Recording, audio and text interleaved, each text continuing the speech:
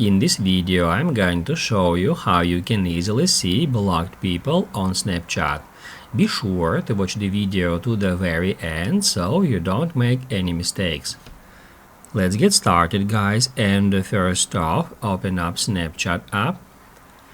Then tap right here at your profile picture at the top left corner.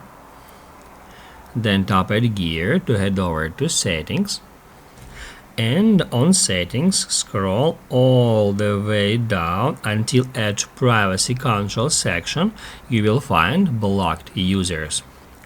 That's where we can easily find the list of all users we have blocked. Here I got just one user, and from here we can easily unblock any user by tapping at X icon next to user's name.